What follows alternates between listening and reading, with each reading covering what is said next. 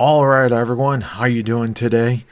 Hopefully you guys are having a good Thanksgiving, spending time with family, eating turkey. I'm not a big fan of turkey, but I still eat it just because, once or twice a year, not gonna be the end of the world. So, being that at least here in the U.S., if you don't know, after Thanksgiving, we have this thing called Black Friday, and basically it's just a way for stores to basically put deals up, just at least depending on the kind of items that are typically being sold. They're basically designed to help move units as my phone goes off.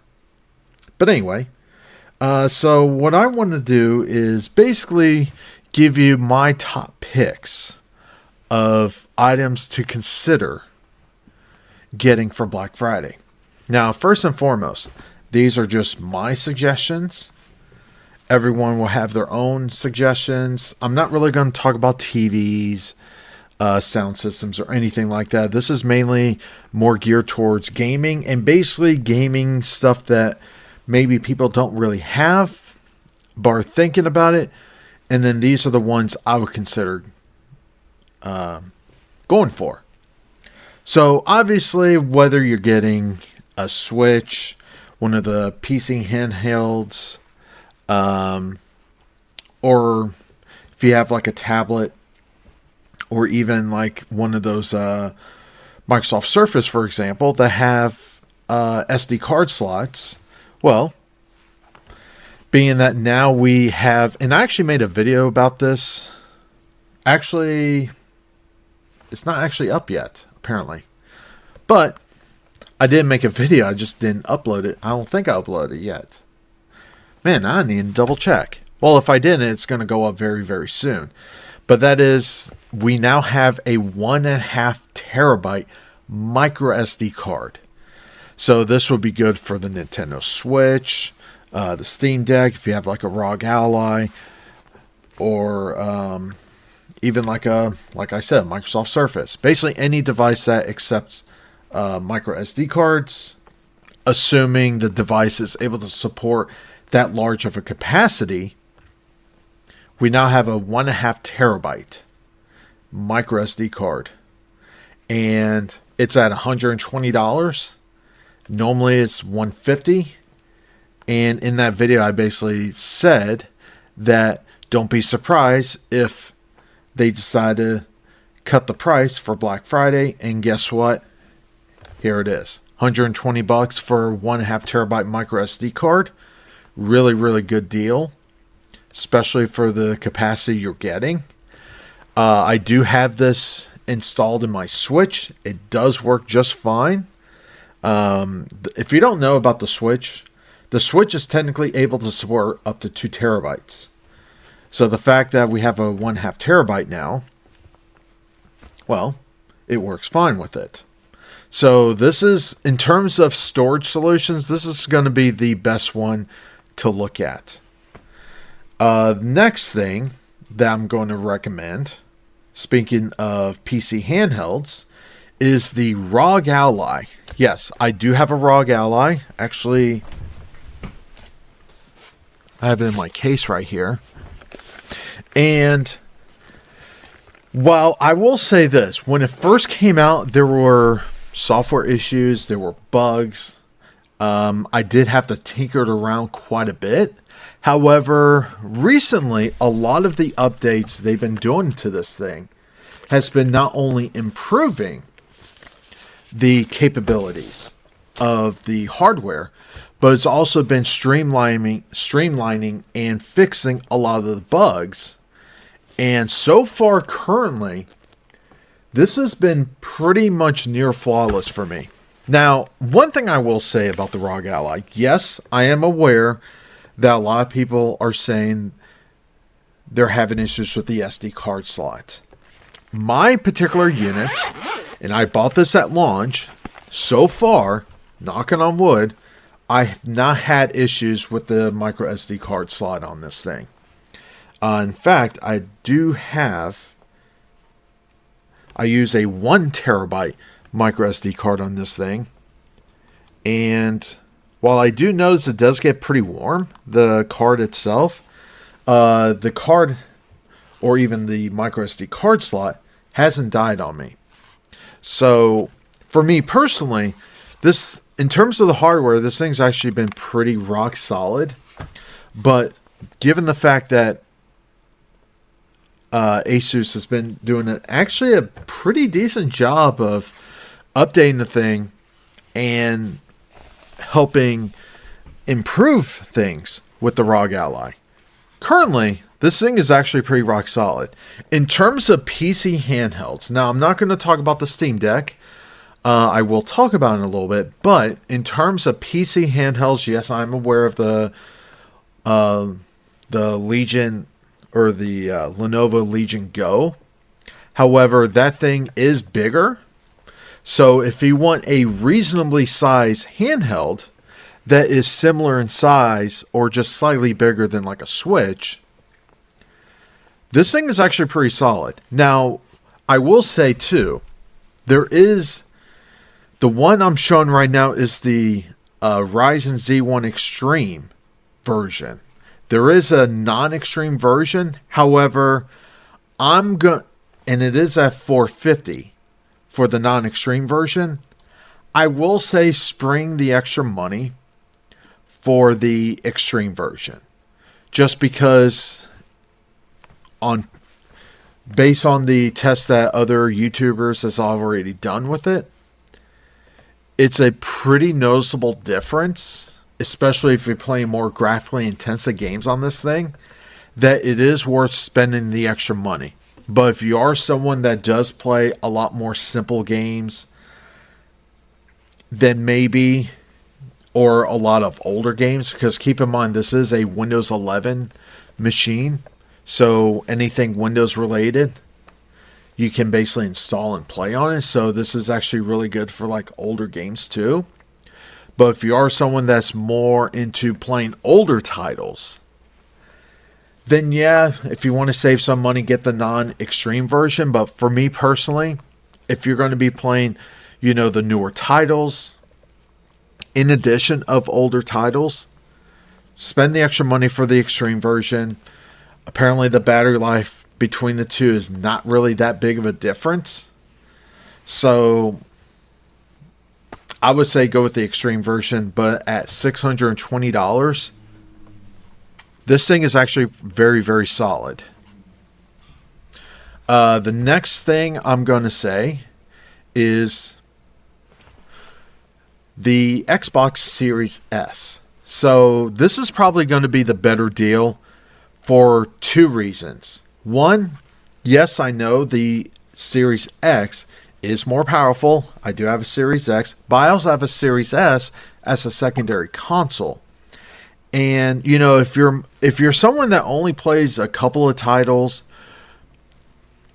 or if you just want to dabble into the Xbox ecosystem, but you don't really want to get the Series X, at $250 for the Series S. Now, keep in mind, this is the 512 gig version.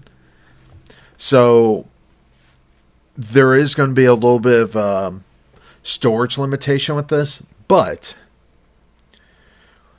it does come with, at least with the bundle here, it does come with 3 months of Game Pass Ultimate. And at least that way you can dabble into the Xbox ecosystem. You can play the different games on it. And of course with Ultimate, say like you get the ROG Ally and a Series S with 3 months of Game Pass Ultimate, not only have access to the Xbox console games, but you also have the Xbox PC software that you can actually run on the ROG Ally. So it's kind of like a 2-in-1 type of thing when you think about it. But at $250 with 3 months of Game Pass Ultimate, this is actually a really solid deal. And in terms of value, now you can say whatever you want about game preservation or physical media and all that stuff. The way I'm looking at things now in terms of how modern gaming is going,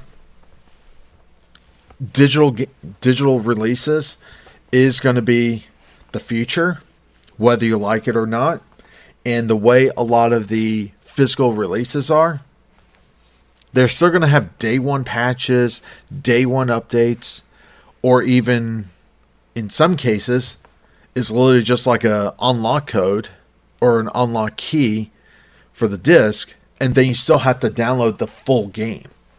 So if you look at like 20 years down the line, yeah, you might have the physical disc, but it's going to be useless. So that's part of the reason why I'm saying go with something like this. But like I said, at $250, the Series S is a decent console. It's a nice compact console. And with 3 months of Game Pass, you already have access to hundreds of games to play. The next thing I'm going to go back on is the PC handheld side of things. Now, the Steam Deck. Now, as a disclaimer, I used to have a Steam Deck, but I did order an OLED version that I'm going to be getting sometime next week, which it's the limited edition version because black and red. And if you notice, with my logo I use for my YouTube channel, it's a black and red theme. So it's actually pretty fitting there. Plus, it's translucent, kind of a sucker for translucent electronics. But, the Steam Deck apparently lately has been getting a lot more stable and a lot more streamlined of how the operating system works. Yes, you can install Windows on it. So if you do want more of a budget version of a ROG Ally for $350 for the 64 gig version, that's actually a really good deal. And in fact, I've said this early on when the Steam Deck first came out. I originally bought the 512 gig version, basically the top end model at the time. And one of the things I regretted was I should have bought the base model and then bought a higher capacity SSD and just swap out the drive.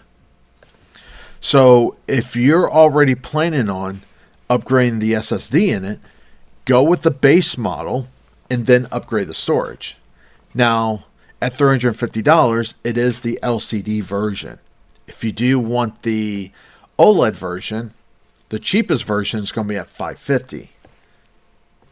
But from what I've been hearing online from videos,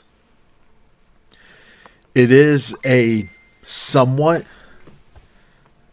of a noticeable upgrade, especially with the OLED screen, a longer battery life, a higher capacity battery, and more importantly, actually two other things.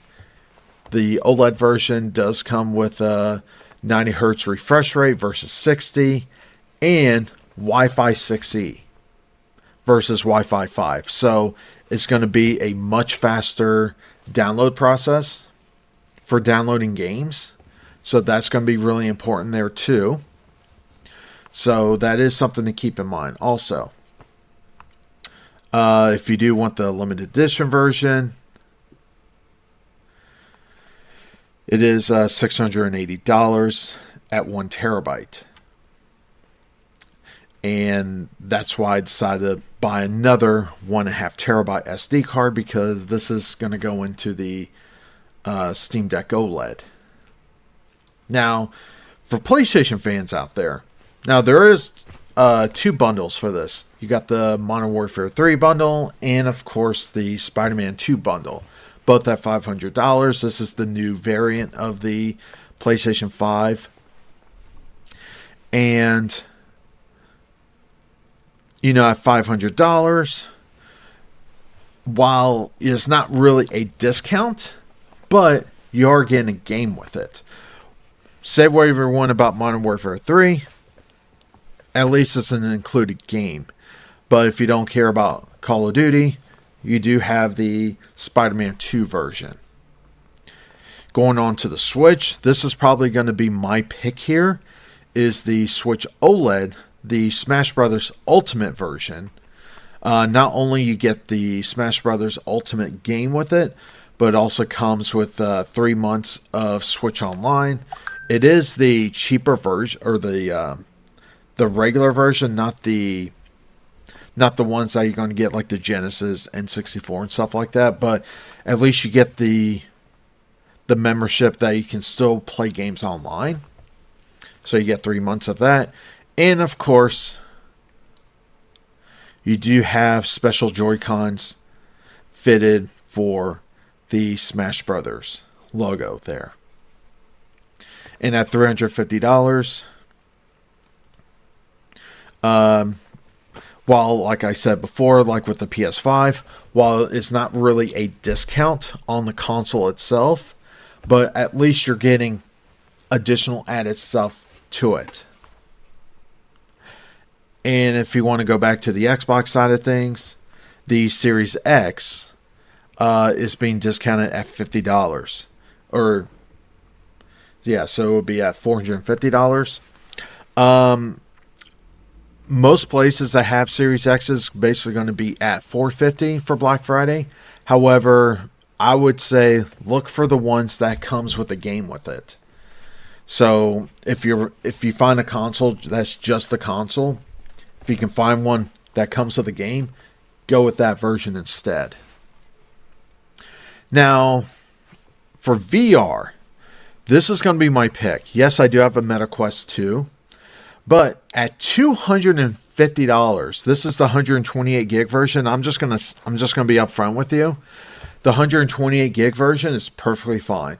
Most VR titles on the Quest 2 are not that big anyway. So getting the higher capacity version at 256, even though it's only $50 more, I would say save yourself the $50 and go with the base version. Now, the nice thing about the Meta Quest 2, and yes, I am aware the Meta Quest 3 is out, but that is at $500. So for half the price, you can get the last generation version. And on top of that, this is going to be the cheapest way and the best way in terms of price that you can use it on your PC. So the nice thing about this too is that yes, you can use a wire to play games from your PC. So say like Steam VR. I played Half-Life Alyx through the Quest 2, and it works perfectly fine. But you can do this wirelessly. And that's typically how I use my Steam VR through the Quest 2 is wirelessly. And it works fine. Now, granted, I do have my PC through Ethernet, not Wi-Fi, because at least that way I can just do the Wi-Fi section just for the Quest 2. But at $250, if you want a cheap way of having a VR headset, not only for the games that's available on the Quest 2, but if you want a cheaper way of having a VR headset for the PC, this is going to be my pick here. And like I said before, if you're looking at more as a VR headset for the PC, don't worry about the storage capacity, just go by price. And this last one is going to be a pick, one of my picks also, but it's not going to be for everyone. Yes, I am going to be a little biased. I do have a Atari VCS, but the all-in bundle for $180, that is a deal right there. And yes, there are quirks with it. Yes, there are setup issues, I will say. I will say this, if you do plan on getting an Atari VCS, join their Discord, because people on there are very helpful, and Atari is aware of a known issue that when you do get it out of the box, it's not going to be able to set up properly because there's a bug with it. But they're trying to get that fixed on the back end. But keep in mind too, if you do get one of these, you're probably going to have to download a new update or a new image on a thumb drive, and then you have to basically reflash it. So that is something to keep in mind. But at $180, you get the console, the modern controller, and the classic controller with it. That's actually a good deal. And Atari is still supporting this thing. So this is not something that they're just trying to clearance it out just to get rid of it. But they are still not only supporting the console, they're still releasing new games for it. I think at this point I have like about 40, 50 games on the Atari VCS. And for the most part, the majority of games, now they are more like indie style games, but the majority of the games that's available on the VCS are actually very, very solid games. So it's not like they're a bunch of like throwaway games. Yes, there are a couple here and there, but the quality of the games are actually really, really solid on this thing. And don't worry, ignore the early reviews when the console first came out. Because if you go back and watch some of the older reviews for it, one thing they're going to mention is the 4K output is like really, really slow. That's been fixed. It's just as fast as in 720p or 1080p. So don't worry about the 4K aspect of this. It works fine with it. But at $180, really nice.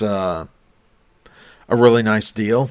Plus, you are able to forego the Atari OS that's built into this, and you can install Linux, Windows, any other thing you want. And in fact, I actually have two of these. One of the VCS consoles I use it for runs Windows 11, and I use RetroArch on it. I have other emulators on that machine, and I use that as an emulation box, and I'm actually able to play not only games from the Atari 2600, but I can play games all the way up to Xbox 360 games on this thing. Now, I'm not saying, you can install Windows and play modern titles through Windows.